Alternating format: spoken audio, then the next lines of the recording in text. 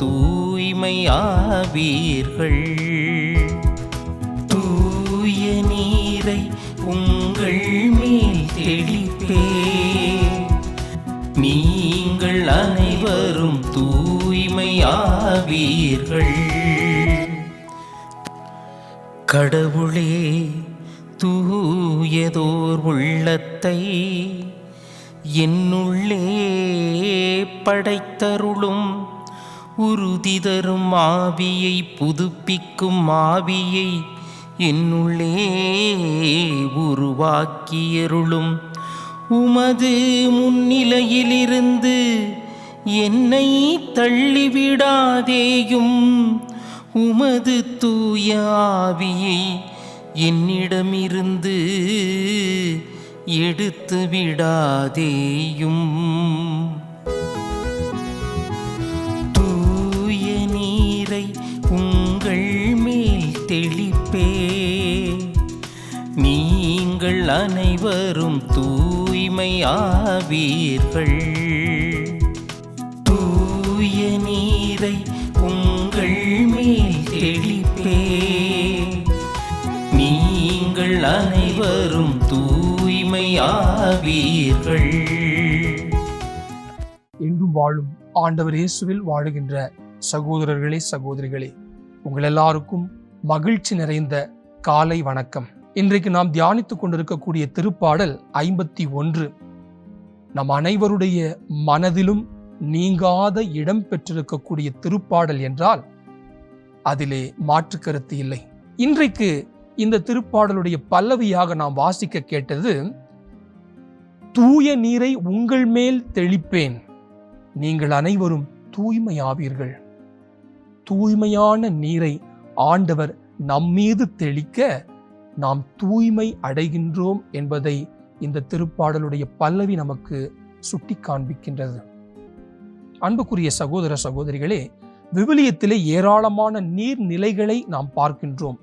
அது ஆறுகளாக இருக்கலாம், அல்லது கடலாக இருக்கலாம், பெருங்கடல்களாக இருக்கலாம், அல்லது ஊற்றுகளாக இருக்கலாம், குட்டைகளாக இருக்கலாம், பெரிய ஏரிகளாக இருக்கலாம். எல்லா நீர்நிலைகளும் ஆண்டவருடைய உயிர் அளிக்கும் பண்பை முன்னிலைப்படுத்துகிறது. ஆண்டவருடைய ஆற்றலை நமக்கு முன்னிலைப்படுத்துகிறது. ஆண்டவருடைய பராமரிப்பை நமக்கு சுட்டி காண்பிக்கின்றது. அந்த தண்ணீரில் இருந்துதான் நமக்கு தேவையான எல்லா உணவுகளும் நமக்கு கிடைக்கிறது. அந்த தண்ணீரின் வழியாகத்தான் நம்முடைய உடல் புதிய ஆற்றலை ஒவ்வொரு நாளும் பெற்றுக்கொள்கிறது என்பதை நாம் நம்முடைய நினைவிலே வைத்திருக்கின்றோம். தாவீது அரசர் மிக தெளிவாக சொல்லுகிறார், ஆண்டவரே, உறுதி தரும் ஆவியை என்னுள்ளே அனுப்பியருளும். அந்த ஆவியை என்னிடமிருந்து எடுத்து விடாதேயும். அந்த ஆவியை என்னிடமிருந்து எடுத்து விடாதேயும். அப்ப எப்போது நமக்கு இந்த உறுதி தரும் ஆவி நமக்கு கொடுக்கப்படுகிறது? நம்ம எல்லாருக்கும் தெரியும், ஒவ்வொரு மனிதனும் திருமுழுக்கு என்ற திருவருட்சாதனத்தின் வழியாக ஆவியானவரை இந்த உலகத்திலே பெற்றுக்கொள்கின்றார். புதிய பிறப்பை அடைகின்றார். ஆண்டவருடைய மகனாக, மகளாக மாறுகின்றார் என்பதை நம்முடைய கத்தோலிக்க திரு அவை நமக்கு கற்றுக் கொடுத்திருக்கிறது. திருமுழுக்கின் போது நாம் எல்லாரும் ஆண்டவருடைய தூய நீரால் கழுவப்பட்டிருக்கின்றோம்.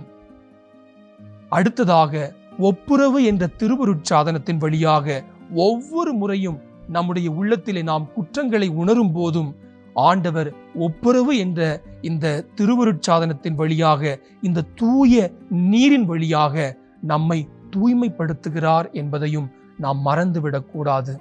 தாவீது அப்படிப்பட்ட தூய நீருக்காகத்தான் ஆண்டவரை நோக்கி கெஞ்சி மன்றாடினார்.